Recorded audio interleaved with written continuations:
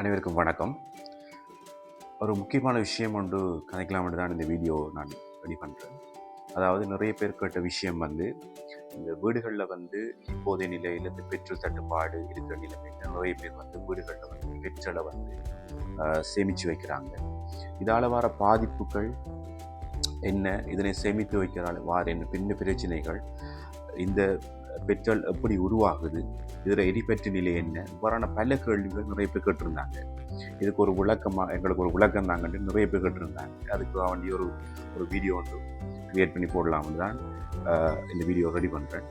இதில் முதலாவது விஷயம் பெட்ரோல் என்றது எரிபற்று நிலை ஒரு கூடிய திரவமாக கருதப்படுது. இந்த ஹைட்ரோகார்பன் இந்த வகையில் பெட்ரோல் அதிகூடிய எரிபற்று நிலை கூடிய ஒரு பதார்த்தமாகத்தான் கருதப்படுது. ஆகவே இந்த பதார்த்தத்தை நாங்கள் வீட்டில் சேமித்து வைக்கிறதால பாதிப்புகள் ஏற்படுமே தவிர இதனால் நன்மைகள் எங்களுக்கு இல்லை. உதாரணமாக இந்த பெட்ரோலிய தொழில்துறையில் இந்த பெட்ரோலை சேமித்து வைக்கிறதுக்கு பல்வேறு செயற்திட்டங்களை நாங்கள் பின்பற்றோம். அதாவது முறையான ஒரு தாங்கி அமைப்பு, அதுக்குரிய ஒரு ஸ்ப்ரிங்க்லர்ஸ் அமைப்பு, அதை குளிரூட்டக்கூடிய அமைப்பு, அதன் வெப்பநிலையை நாங்கள் போன்றதுக்குரிய பல்வேறு செயற்திட்டங்களை நாங்கள் முன்னெடுத்தால் இந்த பெட்ரோலை நாங்கள் தொழில்துறை மூலமாக சேமித்து வைக்கிறோம். ஆனால் நாங்கள் வீடுகளில் வைக்கும்போது நாங்கள் என்ன செய்கிறோம், ஒரு போத்தல்லையோ ஒரு கேன்லேயோ ஒரு மூலிலையோ எடுத்துக்கொண்டு அதில் வெப்பநிலை மாற்றமடைந்து செல்கின்றது. அதாவது அதிகளவு சூரிய வெப்பம் காணப்படுகின்ற சுற்றுச்சூழல் வெப்பநிலை அதிகமாக காணப்படுகின்ற வேளையிலே அந்த கேன்களில் சேமிக்கப்பட்டிருக்கின்ற அந்த பெட்ரோலிலும் வெப்பநிலை அதிகரிப்பினால் ஏற்படுகின்ற ஆவியாதல் காரணமாக அது வெடிப்புகள் அல்லது தீப்பற்றக்கூடிய நிலை ஏற்படுகின்றது. இதை நாங்கள் எவ்வாறு விளங்கப்படுத்தலாம், இதனால் ஏற்படும் பாதிப்புகளை நாங்கள் பட்டியலிடும் போது முதலாவதாக குறிப்பிடத்தக்கது தீ விபத்து ஏற்படுகின்றது. இரண்டாவதாக வெடிப்பு ஏற்படக்கூடிய அபாயங்கள் காணப்படுகின்றன. மேலுமாக இந்த பெட்ரோலின் எரிபற்று நிலை, அதாவது இதை ஃப்ளாஷ் பாயிண்ட் என்று சொல்வார்கள்.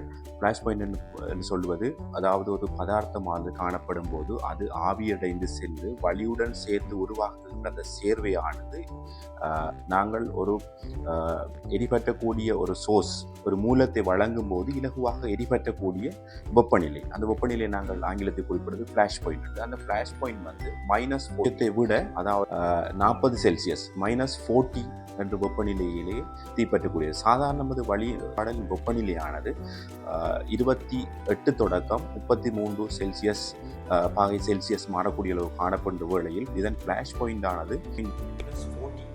ஆகவே இது ஒரு குளிரான, மிகவும் ஒரு பனிமூட்டமுள்ள நிலையிலும் அதாவது ஒரு தீ மூலத்தை கொடுக்கும்போது தீப்பற்றக்கூடிய நிலைமை காணப்படுகின்றது.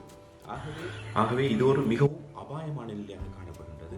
அத்துடன் இன்னும் ஒரு ரசாயன குறிப்பீட்டை குறிப்பிட வேண்டும். இதன் ஆட்டோ இக்னிஷன் பாயிண்ட், அதாவது இது தானாக தீப்பற்றக்கூடிய நிலை. இதற்கு எந்த விதமான தீ மூலங்களும் நாங்கள் ஒரு ஃபயர் சோர்ஸும் கொடுக்காமல் தானாக தீப்பற்றக்கூடியது 280 தொடக்கம் 300 செல்சியஸ் பாகை செல்சியஸில் இலகுவாக தானாகவே தீப்பற்றக்கூடியது. ஒரு இடத்தில் திறந்து வைக்கும் போது அந்த இடத்தில் வெப்பநிலையை நாங்கள் கூட்டிக் கொண்டு செல்லும் போது 280 தொடக்கம் 300 அளவான வெப்பநிலை வரும்போது தானாகவே தீப்பற்றக்கூடிய ஒரு ஆற்றல் கொண்டதுதான் இந்த பெட்ரோல்.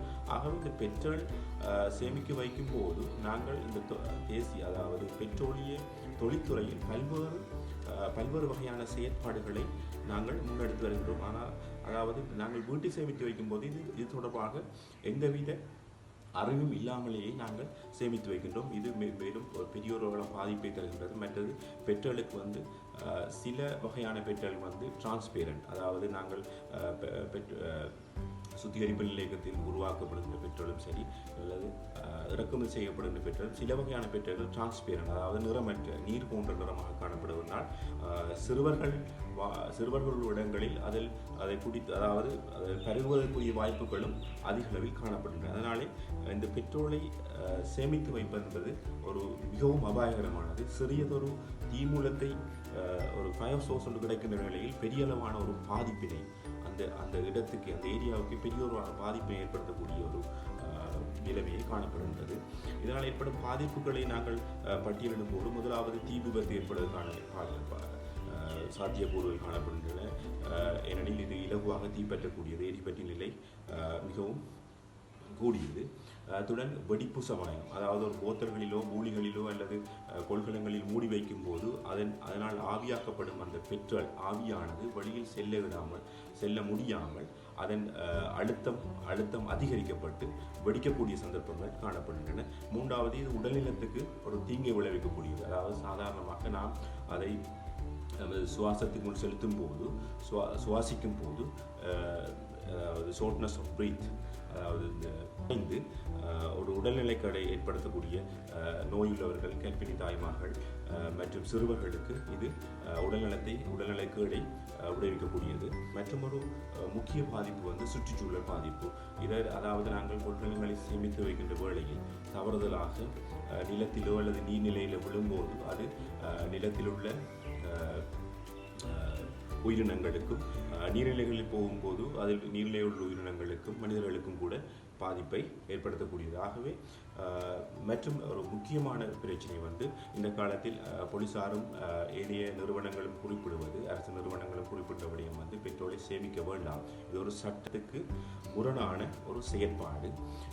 இவ்வாறு நீங்கள் சேமித்து அது கிடைக்கப்படும் சந்தர்ப்பத்தில் அது ஒரு சட்டத்துக்கு முரணான செயற்பாடாக கருதப்பட்டு சட்ட ரீதியான நடவடிக்கைகள் இதற்காக முன்னெடுக்கப்படும். ஆகவே பெட்ரோலை சேமித்து வைப்பது என்பது பாரியதொரு தாக்கத்தினை ஏற்படுத்தின ஒழிய எந்த வகையிலும் இது நன்மையை ஏற்படுத்தாத வாகனங்களிலோ துவிச்சக்கர வண்டிகளிலோ முச்சக்கர வண்டிகளிலோ உங்களுக்கு தேவையான பெட்ரோலை அதுக்குரிய தாங்கிகள், அது வடிவமைக்கப்பட்ட தாங்கிகளில் பெற்று உங்களுடைய அன்றாட பிரயாணங்களை மேற்கொள்ளுமாறு கேட்டிருக்கின்றேன். நன்றி, வணக்கம்.